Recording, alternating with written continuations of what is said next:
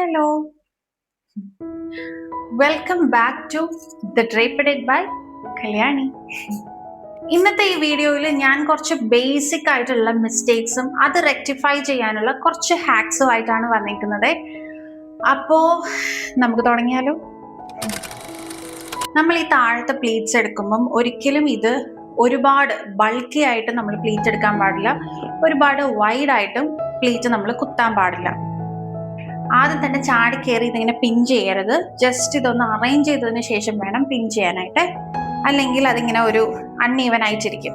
ഇത് നമ്മളൊന്ന് പിൻ ചെയ്ത് കഴിഞ്ഞാൽ പിന്നെ നമ്മുടെ ഡ്യൂട്ടി എന്ന് പറയുന്നത് ഇതൊക്കെ ഒന്ന് അറേഞ്ച് ചെയ്തിടുക എന്നുള്ളതാണ്. ഇപ്പൊ ഭയങ്കര മെസ്സി ആയിട്ടാണ് ഇരിക്കുന്നത്, ഒരു ലെവലൊന്നും ഇല്ലാണ്ട്. ഇതൊരു കോട്ടൺ സാരി അല്ലേ, അപ്പോൾ നമ്മൾ കറക്റ്റ് ആയിട്ടൊന്ന് പിടിച്ചിട്ടാൽ അത് അതുപോലെ നിൽക്കുന്ന സാരിയാണ്. അപ്പൊ നമുക്ക് ജസ്റ്റ് ഇതൊന്ന് പിടിച്ചിടാം. ഇപ്പൊ ഇതൊന്ന് അറേഞ്ച് ആയില്ലേ, അപ്പൊ ഇനി ഇതൊന്ന് കുത്തിയാൽ മതി. ഈ പ്ലേറ്റ് അങ്ങനെ വീതിക്ക് വെച്ചാൽ എങ്ങനെ ഉണ്ടാവും എന്നുള്ളതും കൂടി ഒന്ന് കാണിച്ചു തരാവേ.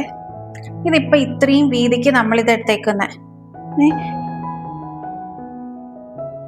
ഇതിനെക്കാട്ടിലും വീതിക്ക് എടുക്കുന്ന ആൾക്കാരും ഉണ്ട് കേട്ടോ. അപ്പൊ ഇത് ചുമ്മാ ഞാനൊന്ന് ടക്കിങ് ചെയ്തിട്ട് ജസ്റ്റ് ഒന്ന് കാണിച്ചു തരാം. ഇതിങ്ങനെ ടക്കിങ് ചെയ്യുന്ന സമയത്തെ ഇത് നമുക്ക് ഇത്രയും വീതിക്ക് ഇങ്ങോട്ട് കയറും. ഇത് നമുക്ക് ഇവിടം വരെ നിന്നാൽ മതി, പക്ഷെ ഇത് ഇങ്ങോട്ട് കയറും. ഇനി അത് അഡ്ജസ്റ്റ് ചെയ്യാൻ വേണ്ടി ഇങ്ങോട്ട് നീക്കുകയാണെന്നുണ്ടെങ്കിൽ ഇവിടുന്നേ പ്ലീറ്റ് തുടങ്ങും. ഫ്രണ്ട് മുഴുവൻ പ്ലീറ്റ് ആണ്, അപ്പൊ അതിനൊരു ഭംഗിയില്ല, ഒരു ഒതുക്കമില്ല. മറ്റേതെന്ന് പറഞ്ഞാൽ ഒതുങ്ങി ഒരു സൈഡിലേക്കാണ് കിടക്കുന്നത്, അത് കാണാനും അതാണ് ഭംഗി. ഇതിപ്പോ നമ്മുടെ പ്ലീറ്റ് ഭയങ്കര തിന്നാണ്, കണ്ടോ, ഇതിന് തീരെ വിട്ടില്ല. അപ്പം ഇതിപ്പോ കറക്റ്റ് ആയിട്ടാണ് ഇരിക്കുന്നത്. ഇതിനി നമ്മൾ ടക്കിങ് ചെയ്യുന്നതെന്ന് പറഞ്ഞാൽ എപ്പോഴും ഞാൻ ഇതിന് മുന്നേ ഒരു വ്ളോഗിൽ ഇത് പറഞ്ഞിട്ടുണ്ടായിരുന്നു.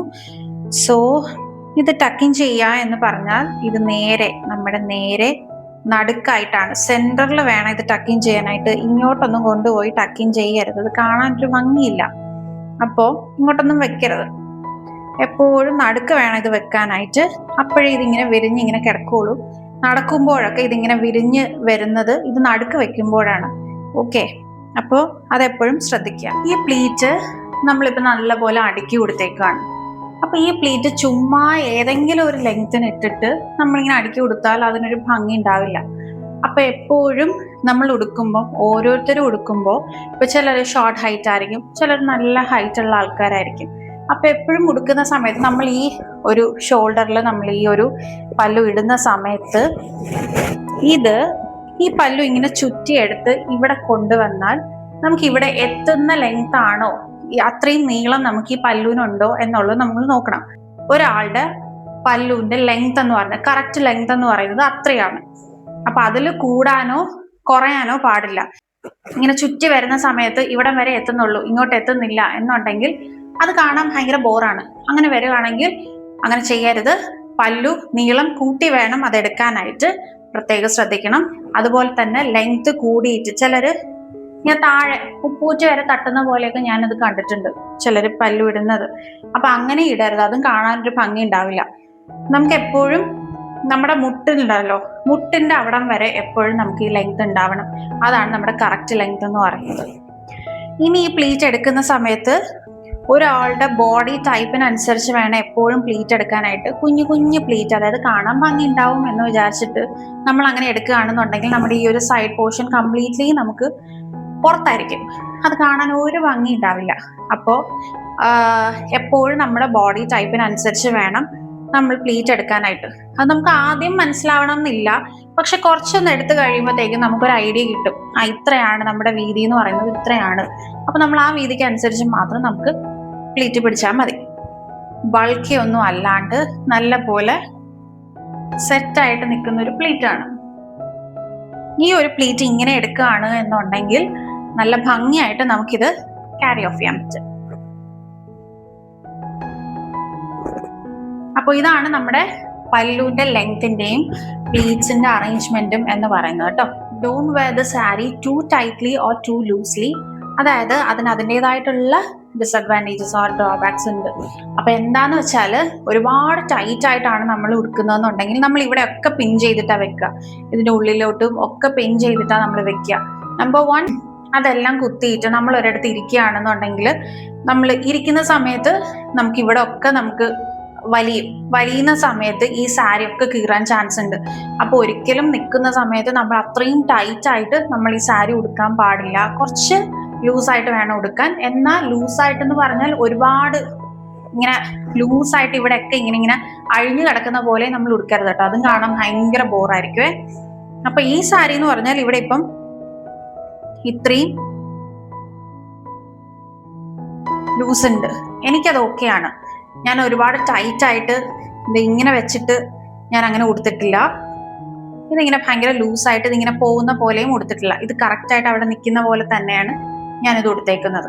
അപ്പോൾ ഇതെനിക്ക് ഓക്കെയാണ്. പിന്നെ നമ്മൾ ഈ ഒരു പല്ലു എടുക്കുന്ന സമയത്ത്, പല്ലുവിന്റെ പ്ലീറ്റ്സ് എടുക്കുന്ന സമയത്ത് ഈ പ്ലീറ്റ്സ് വന്നിട്ടേ എല്ലാം കൂടിയിട്ട് ഇങ്ങനെ അടുക്കി അടുക്കി അടുക്കി അടുക്കി ഇങ്ങനെ വെക്കരുത്. ഇതിങ്ങനെ ഇങ്ങനെ ഇങ്ങനെ ഇങ്ങനെ കയറ്റി കയറ്റി കയറ്റി ഇങ്ങനെ വെക്കരുത്. അത് കാണാൻ ഒരു രസമില്ല. അപ്പോൾ നമ്മുടെ ഈ ഒരു സൈഡ് പോർഷൻ വന്നിട്ട് കംപ്ലീറ്റ്ലി പുറത്തായിരിക്കും. അത് കാണാൻ ഒരു ഭംഗി ഉണ്ടാവില്ല. അപ്പോൾ എപ്പോഴും ഈ പ്ലീറ്റ്സ് നമ്മൾ എടുക്കുന്ന സമയത്ത് കുറച്ചൊന്ന് അറേഞ്ച് ചെയ്ത് വെക്കുകയാണെന്നുണ്ടെങ്കിൽ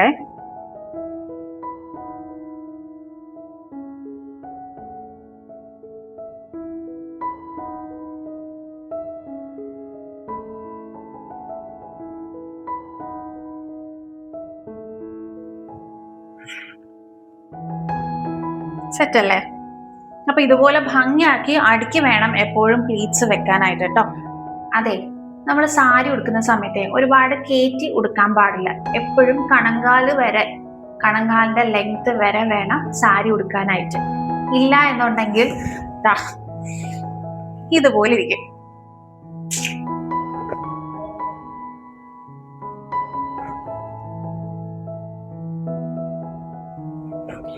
ഇതിപ്പോ എന്റെ കാല് മൊത്തമായിട്ട് കാണുന്നല്ലേ. അപ്പൊ അത് കാണാൻ ഒരു ഭംഗിയില്ലല്ലോ. പാദം ഫുള്ളായിട്ട് നിങ്ങൾക്ക് കാണാലോ. അങ്ങനെ ഉടുക്കരുത്. അത് കാണാൻ ഒരു രസം ഉണ്ടാവില്ല. എപ്പോഴും സാരി ഉടുക്കുന്ന സമയത്ത് നമ്മുടെ കണങ്കാൽ എന്ന് പറയുന്നത് എന്താണെന്നറിയോ?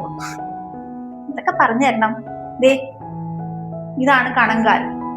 ഇത് മറയുന്നത് വരെയാണ് നമ്മൾ സാരിയുടെ ലെങ്ത് വെക്കാനായിട്ട്. ഇല്ല എന്നുണ്ടെങ്കിൽ ഭയങ്കര വൃത്തികേടാണ്.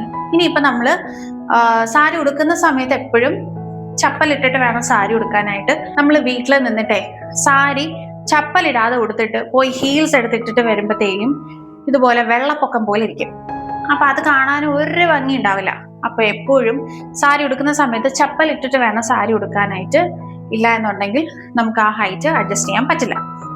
ഇനി അമ്പലത്തിലൊക്കെ പോവുകയാണ്, അതിനു വേണ്ടിയാണ് സാരി ഉടുക്കുന്നതെന്നുണ്ടെങ്കിൽ ചപ്പല ഇടാണ്ട് സാരി ഉടുത്തിട്ട് നമുക്ക് രണ്ടാമത് ചപ്പൽ ഇടത്തില്ലേ, അപ്പൊ കുഴപ്പമില്ല. ആ ഒരു ഹൈറ്റ് നമുക്ക് പ്രശ്നമില്ല. കാരണം അവിടെ ചെന്ന് കഴിഞ്ഞാൽ നമ്മൾ ഈ ചപ്പൽ അഴിച്ചിടും.